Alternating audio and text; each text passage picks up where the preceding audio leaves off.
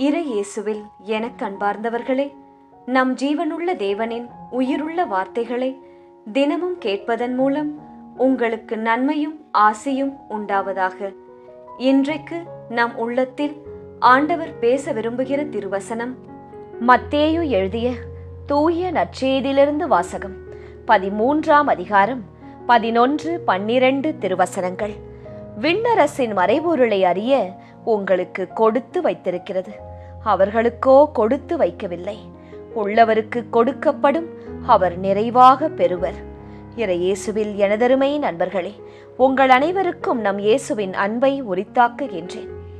இன்றைய புனிதராம் புனித பிரசித்தா துறவியிடம் நமக்காக இறை இயேசுவிடம் பரிந்து பேசி அவரின் மேலான இரக்கத்தை பெற்று தரும்படி ஒரு நிமிடம் ஜெபித்துக் கொள்ளுங்கள் நண்பர்களே. இன்று ஜூலை மாதம் 23ஆம் தேதி வியாழக்கிழமை. இன்றைய நாளில் தங்கள் பிறந்த நாள் மற்றும் திருமண நாளை கொண்டாடும் அனைவரையும் இறை இயேசுவின் அன்பும் ஆசிர்வாதங்களும் நிறைவாய் சேரட்டும். தங்களுக்கு நெருக்கமானவர்களின் பிரிவால் வாடும் நபர்களையும் இறை இயேசுவின் வியாகுல அன்னையின் ஆறுதல் போர்வையாய் மூட வேண்டுமாய் மனமாற ஜெபிக்கின்றேன். நண்பர்களே, எப்படி இருக்கிறீர்கள்? மகிழ்ச்சியாக இருக்கிறீர்களா? உடல் நலம் எப்படி இருக்கின்றது? உடல் நலத்தை பார்த்து கொள்ளுங்கள், ஜெபிக்க மறக்காதீர்கள். சரி நண்பர்களே, இன்று ஆண்டவர் இயேசு நமக்கு தரும் சிந்தனை என்ன? உங்களுக்குள் நீங்கள் நல்ல சமநிலையுடன் இருக்கும்போதுதான் உங்கள் புத்திசாலித்தனம், திறமை மற்றும் முழு ஆற்றல் முழுமையாக வெளிப்படுமாம். மனம் அமைதியாக இருந்தால்தானே உங்கள் முடிவுகள் தெளிவாக இருக்கும். இதயம் இயேசுவில் நிலைத்திருந்தால், ஜெபத்தில் நிலைத்திருந்தால், எந்த சூழ்நிலையிலும் நிதானமாக உங்களால் செயல்பட முடியும். உண்மையான வலிமை வெளிப்புற சக்தியில் இல்லை நண்பர்களே, உள்ளத்தின் சமநிலையிலும் இயேசு மீது வைத்திருக்கும் விசுவாசத்திலும் ஜெபத்திலும் தான் இருக்கிறது.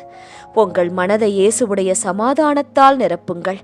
அப்போது உங்கள் திறமைகளும் ஞானமும் வாழ்க்கையின் நோக்கமும் முழுமையாக வெளிப்படும் வெற்றியை காண்பீர்கள். பிலிப்பியர் 4ஆம் அதிகாரம் 7ஆம் திருவசனம் சொல்லுகிறது, எல்லா அறிவுக்கும் மேலான தேவ சமாதானம் உங்கள் இருதயங்களையும் உங்கள் சிந்தைகளையும் கிறிஸ்து இயேசுவுக்குள் காத்துக்கொள்ளும் என்பதாய். உள்ளத்தில் சமாதானம் இருந்தால் வாழ்க்கையில் வெற்றியும் நீங்கள் செய்யும் வேலையில் பலனும் தானாகவே மலரும் நண்பர்களே. சரி நண்பர்களே, இன்றைய முதல் வாசகம் என்ன கூறுகிறது? எண்ணெய் விட்டுவிட்டு தண்ணீர் தேங்காத உடைந்த குட்டைகளை தேர்ந்தெடுத்தார்கள் என்று ஆண்டவர் வேதனையோடு கூறுகிறார். இது கோபத்தின் குரல் அல்ல, காயமடைந்த அன்பின் குரல். ஒரு காலத்தில் இஸ்ரவேல் மக்கள் இறைவனை முழுமனதோடு பின்பற்றினர். ஆனால் வளமும் வசதியும் வந்தபின் ஆண்டவரை மறந்து நிலையான மகிழ்ச்சியை விட்டுவிட்டு நிலையற்றவற்றை தேடி சென்றனர் என்று இதே கேள்வியை ஆண்டவர் இயேசு நம்மிடமும் கேட்கிறார். நான் உனக்கு என்ன குறை செய்தேன்? ஏன் என்னை விட்டுவிட்டு வேறு எதிலோ நிறைவை தேடுகிறாய்? ஜெபிக்க மறந்துவிட்டாயே? ஜெபமாலை செய்யவில்லையே? முழு திருப்பலிக்கு வந்து எத்தனை நாள் ஆயிற்று என்று கேட்கிறார். பல நேரங்களில் நாமும் மன அமைதி வேண்டும் என்று சொல்லிக்கொண்டே அதை தர முடியாத இடங்களில் தராத மனிதர்களிடமிருந்தான் தேடுகிறோம். பணம், பதவி, புகழ், மனிதர்களின் பாராட்டு, சமூக ஊடக அங்கீகாரம், இவை சில நிமிட மகிழ்ச்சியை தரலாம் நண்பர்களே, ஆனால் உள்ளத்தின் வெறுமையை நிரப்ப முடியாது. ஒருவர் தாகமாக இருக்கும்போது அருகில் தெளிந்த நீரூற்று இருந்தும் உடைந்த பாத்திரத்தில் தண்ணீர் சேமிக்க முயன்றால் உங்களுடைய தாகம் தீருமா? அதுபோல உயிரின் ஊற்றாகிய இயேசுவை விட்டுவிட்டு நிலையற்ற உலகில் நிறைவை தேடுகிறீர்களே. நம் உள்ளம் வெறுமையாகத்தான் இருக்கும். குடும்பத்தில் பிரச்சனை, சண்டைதான் இருக்கும். அது எப்படி மாறும் சொல்லுங்கள்? இயேசு என்று நம்மை தண்டிக்க அல்ல, திரும்ப அழைக்கிறார். என்னிடம் திரும்பி வா, நான் இன்னும் உன்னை அன்போடு ஏற்றுக்கொள்வேன் என்பதை அவரது இதயத்தின் அழைப்பு காட்டுகிறது. நம் வாழ்க்கையில் இயேசு இடத்தை வேறு எதுவும் பிடிக்க முடியாது என்று சிந்தித்து பாருங்கள் நண்பர்களே. என் வாழ்க்கையில் இயேசுவை விட அதிக முக்கியத்துவம் கொடுத்து நான் பற்றி கொண்டிருப்பது எது? விழுந்து விழுந்து வேலை வேலை என்று ஓடுகிறேனா? பணம் பணம் என்று ஓடுகிறேனா? அதையெல்லாம் சற்று நிறுத்திவிட்டு ஜெபிக்க வேண்டும். குடும்ப ஜெபம்தான் பாதுகாப்பை கொண்டு வரும் நண்பர்களே. என் மனம் இன்று உயிரின் ஊற்றாகிய இயேசுவை நோக்கி ஓடுகிறதா அல்லது உடைந்த குட்டைகளை நோக்கி ஓடுகிறதா என்று சிந்திக்க வேண்டும். சரி நண்பர்களே, இன்றைய நற்செய்தியின் சுருக்கம் என்ன? உங்கள் கண்களோ பேறு பெற்றவை, ஏனெனில் அவை இயேசுவை காண்கின்றன. உங்கள் காதுகளும் பேறு பெற்றவை, ஏனெனில் அவை இயேசுவின் வார்த்தைகளை கேட்கின்றன என்று இன்றைய நற்செய்தி சொல்லுகிறது. இயேசுவின் வார்த்தைகள் இன்று நம் உள்ளத்தையும் தொட்டு எழுப்புகின்றன. மக்கள் அனைவரும் இயேசுவின் வார்த்தைகளை கேட்டார்கள். ஆனால் எல்லோரும் அதை உண்மையாக உணரவில்லை, நம்பவில்லை. காரணம், பிரச்சனை அவர்களின் காதுகளில் இல்லை, அவர்களின் இதயத்தில் இருந்தது. திறந்த மனம் கொண்டவர்கள் இயேசுவின் குரலை கேட்டார்கள், ஆனால் நம்பவில்லை, அதன்படி வாழவில்லை. மூடிய மனதோடு மூடிய ஆன்மாவோடு இருந்தார்கள். என்று நாமும் அதே நிலையில்தான் இருக்கிறோம். இறைவன் தினமும் பல வழிகளில் நம்மோடு பேசுகிறார். ஒரு மறை வாசகம், ஒரு சிறிய நிகழ்வு, ஒரு குழந்தையின் வார்த்தை, ஒரு தோல்வி, ஒரு நோய், ஒரு சந்திப்பு, ஒரு அமைதியான ஜெப நேரம். இதன் மூலம் நம்மோடு பேச முயற்சி செய்கிறார். ஆனால் நாம் அவற்றையெல்லாம் கவனிப்பதில்லை. அவசரமான வாழ்க்கையில் அவசரமாக எதையோ நோக்கி ஓடுகிறோம்.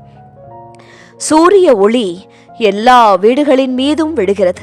ஆனால் ஜன்னலை திறந்த வீட்டிற்குள் மட்டுமே அந்த ஒளி நுழைகிறது.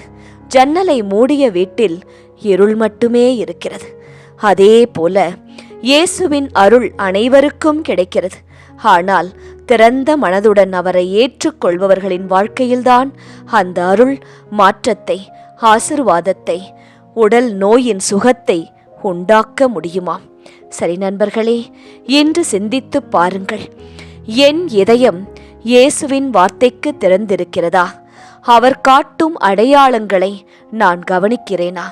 அல்லது அதையெல்லாம் சட்டை பண்ணாமல் வாழ்க்கையில் அவசரமாக தினமும் எழுந்து எதையோ நோக்கி ஓடிக்கொண்டே இருக்கின்றனா?